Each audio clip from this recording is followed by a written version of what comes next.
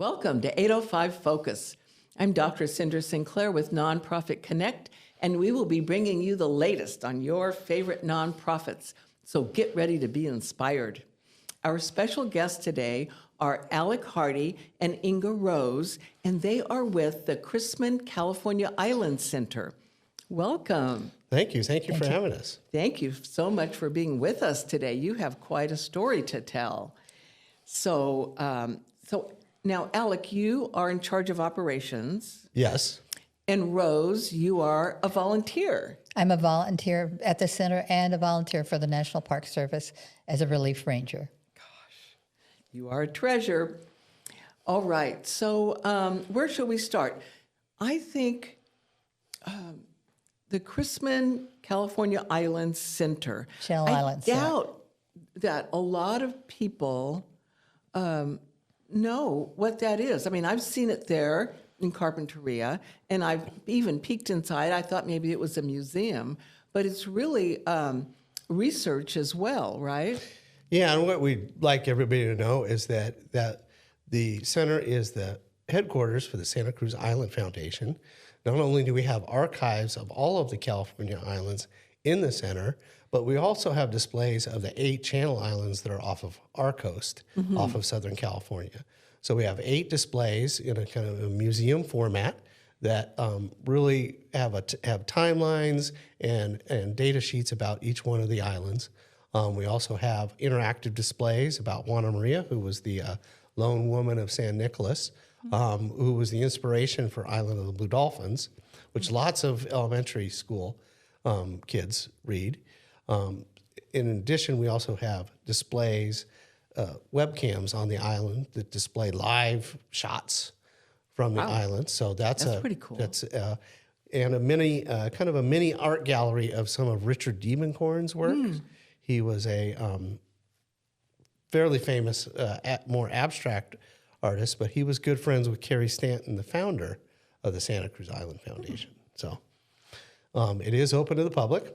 So we would really welcome people to come and tour the center. So you have regular hours, open to the public. Is there a fee, or how does that work? It's a suggested $10 donation. We're open Wednesday to Saturday. Okay. 10 a.m. to 4 p.m. Open to the public. Just come on in. We are right there, centrally located at the corner of Linden and Carpinteria Avenue, with parking available for visitors. So That's great. And maybe a person could plan a whole day just having fun in Carpinteria. yes, we have the new Linden Square just opened with a couple new eateries. And Carpinteria is famous for having several breweries. If that's a lot of people will arrive at 10 a.m. when we open. By about 11:30, they're ready to go off and have lunch. And I usually give them a few recommendations of what I think are kind of the best places to go to down in the Linden corridor. So how long has that been there now at that location? Since April of 2024. Okay. So about a year and a half. Pretty new. Yeah. Our 2-year anniversary will be coming up in April. So, Wow. Yeah. Gosh. So, all right. But now it's only been there for like almost 2 years, but the idea of it, or some of the pieces of it, started way before that, right? It started with Carrie Stanton. Carrie Stanton owned 90% of Santa Cruz Island, and he and his family. And he died. Well, he set up the Santa Cruz Island Foundation in 1985. He was president of it then. And when he died in 1987, Marla Daly became president of the foundation and continues to work. And she has developed and collected all of the archives and developed Islopedia, an encyclopedia of island facts. It's just full of fabulous facts of the people and the histories that were on the islands, all of the islands up and down our coast. Wow. So, all right. So how many islands are we talking about when you say California islands? Technically, we're talking about 10 islands. We start off in the north with the Farallones. Then is Año Nuevo, which is very rarely visited unless you're a pinniped.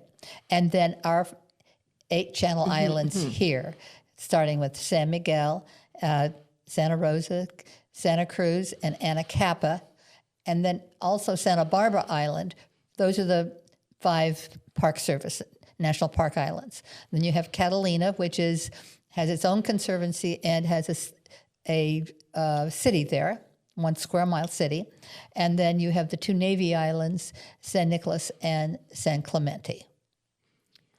So the Navy still owns and operates those 2. They own and operate those 2, but technically San Miguel is also still owned by the Navy, but the Park Service has managed it for many years. Okay. So your center then does research on all the islands and has all of the displays and all. How would you describe that? I'd say there's 2 sections to it. There's an archive section where we're actively archiving items of historical value for the California islands. And there's the front part, which we would call more of a museum kind of format, where we have displays about the Channel Islands, artifacts from them, interesting paintings. We have Whistler, who did Whistler's Mother, which is a very famous painting. He worked for USGS before they let him go for putting seagulls in a painting. And so can you imagine letting go a famous artist like that when you had him on payroll? So my very gosh. very interesting things like that. Lots of artifacts, things about history of interesting things about the sheep ranching. There was a winery on Santa Cruz. There was cattle ranching.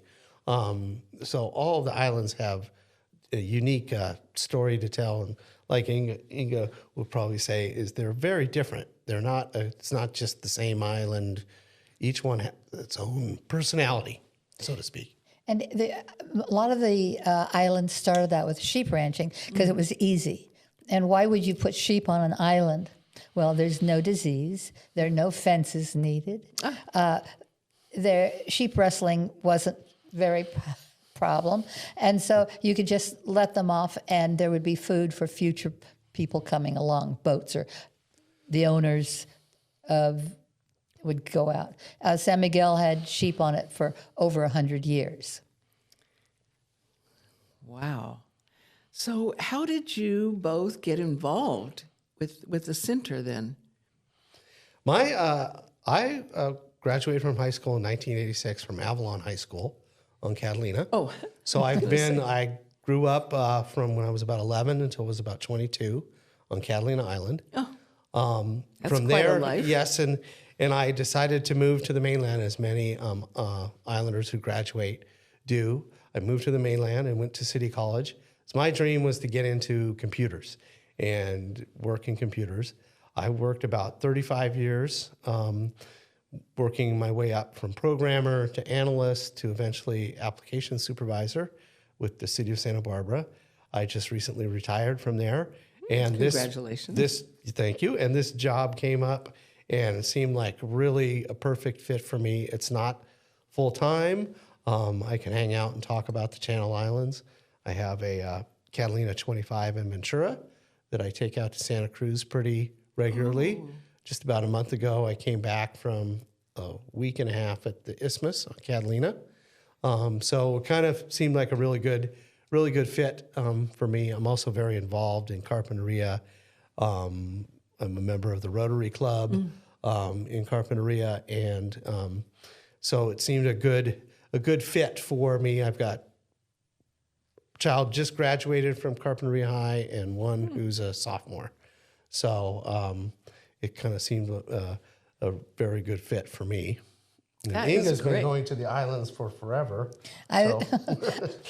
Catalina was my first island that I went to in the Really? early 1960s, and then I was also scuba diving, and so I have been scuba diving around all 8 islands. Not the ninth one or the 10th one. Too many sharks up there. Oh, golly. A smart woman, I'd say. But our Channel Islands, I've been diving around them all. I have visited them all, and I started, as I said, in the 60s at Catalina, and after that it was Santa Cruz and all of the rest of the islands. I am a member of the All 8 Club. There are fewer members who have visited the International Space Shuttle than members of All 8 Club. Only 280 members of the All 8 Club so far. All 8 Club. I've never heard of the All 8 Club. Well, you have to have actually stepped on the island and can verify that. And I have to admit, I've been diving, working, and sleeping on all 8 islands. Oh, my gosh. Oh, even the 9th one, I got Farallones last year. Well, congratulations. All fun. Sounds like both of you have created quite the wonderful life for yourselves. And not only that, but in a way that gives back to all of us. Well, yes, and actually visiting all the islands, there's stories that we can tell. Oh.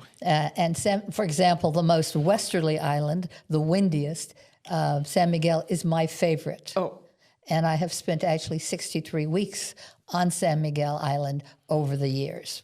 63 weeks on San Miguel. And Wonderful. So what do you do? Would you typically go like, I don't know, for a week or so? Or Typically, we'd fly out Tuesday to Tuesday. We would lead hikes. We would have boaters that would come up, and we'd lead hikes. San Miguel's unique that you cannot go past the ranger station without a lead hike, without somebody that, because of the fear of unexploded ordnance. It Wow. was a Navy island. Is a Yeah. Navy island. Gosh. So And you the- lead hikes. Lead hikes. And if there are volunteers that do that on Santa Rosa and Santa Cruz Island too, Anacapa, Santa Barbara Island for the Park Service. So Alec, do you go on hikes there as well? Do you? I go camping at Scorpion quite a bit recently. That's really a great. It really is a great campground. There's running water, so you don't necessarily have to pack in a lot of water. It's a very easy boat ride on Island Packers to get to Scorpion. Scorpion is in the east end of Santa Cruz. They've just put in a really nice pier, so there's a ramp that goes right down to it. There's not a lot of ladder climbing. You just walk up a couple of steps and you're on the ramp. That's great. It's also very reasonable to camp there. I think it's only like $25 a night. So I've done that quite a bit. The campground is quite close to the boat, unless you're farther up. You want to be farther up the canyon.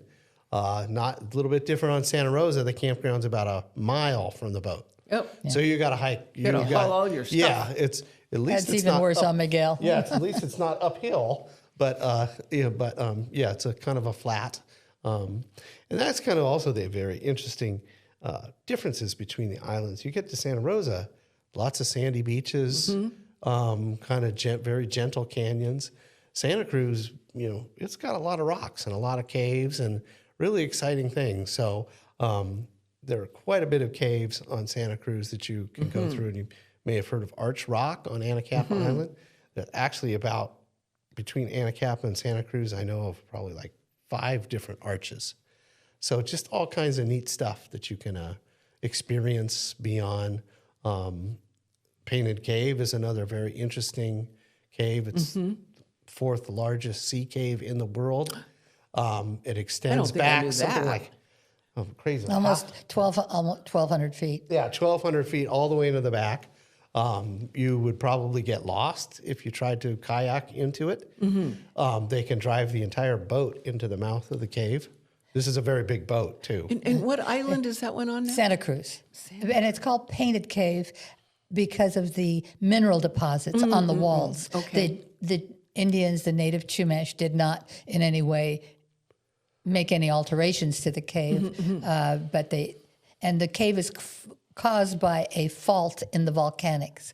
And so sometimes when you kayak in, you actually get rainwater that drips down on you. Yeah. And there's a beautiful waterfall that starts there. You know, I've been kayaking many times out there and going into the caves and all that, and the surf can get pretty big. Yeah. Well, the caves and all of the arches and so on have been memorized or memorialized by the artists, and we have many of those paintings at the Chrisman Island Center. Oh, that's great. We have quite a bit of art there as well. Not only on display, but some of it in the archive section. And people do come sometimes and take a little quick tour of that area. In addition to the Diebenkorn section, we have some art in the archive section. All of them, art that's been done, paintings that have been done actually on the islands themselves. Oh, wow. So somebody actually went out there and set up their easel and painted the stuff. And the Diebenkorn collection, which is 45 pieces that have been done, and those all belong to Carrie Stanton, and he gave those to the Santa Cruz Island Foundation. Oh, well, that's great. He gave the furnishings that he had on Santa Cruz Island also to the Santa Cruz Island Foundation. Well, that's nice. So the Santa Cruz Island Foundation is part of the It's a Chrisman- parent. Is Oh, a that's parent, the parent. parent of the Chrisman Channel Island Center. Okay. So they're still connected. Oh, absolutely. Yeah. Yeah. Okay. And Marla Daly's still there doing research and working on a new book again. And we've had several books of hers there that are available. That's great. Bet those are fascinating books. Oh, they are. They tell stories. And so are you looking for people to volunteer to be docents, or how does that work? Yes, right now we have a couple openings, and if anybody's interested, feel free to come out to the center. If you need to find it on a map, you just Google Chrisman California Island Center. It should come right up. It's pretty easy. You get off at Linden, make a right, and before you know it, you will be right there at the parking lot. But if you're interested, if people are we would be looking for people who have some experience with the islands. We would train them on kind of what to talk to people about. But we are looking for a couple of docent shifts right now. Okay. So if that's of interest to people, especially people in Carpinteria or the kind of Santa Barbara area, that might be something. And it's a pretty easy shift, about 3 hours usually. Oh, Say okay. 11 to 2, that kind of thing. You can look that on the website, the ccislandcenter.org. I believe it's /volunteer. So if people want to apply, but I would encourage them to come on down to the center and check it out and see what's going on. Yeah. And Yeah, the visit center is us a in- 501c3, right? Yes, Nonprofit. exactly. And so on your website, you probably have a donate now button. So a person can make a tax-deductible financial donation, which I'm sure you like. Yes, and that would be the ccislandcenter.org/support. So when you land on the website, you see a support button, and then you can donate. You can donate there. So that would be a great way to help out as well. It's very easy to donate. In fact, I have a collection of island art that I have bought over the years, and I have actually given it to the Channel Islands Center just because I think that's a good place for it to be forever. That is great. Well, good for you. And that's a good message for people to hear as well. Yes, anything like that. We do actually take donations of historical items. From Artifacts. Artifacts, Yes. yeah. We have all kinds of artifacts on display, actually, at the center. Yeah. I bet that is just fascinating. Well, we invite you to come down. Well, I'm going to really do more than just stick my head in. I'm just going to go in there and look at it with new eyes. Well, thank you. Thank you for coming on our show to tell us about this fabulous jewel right in our own community. Well, thank you for having us. Yeah, Thank and thank you. you for your good work. Thanks. And thank you for joining us on 805 Focus, and we'll see you next time.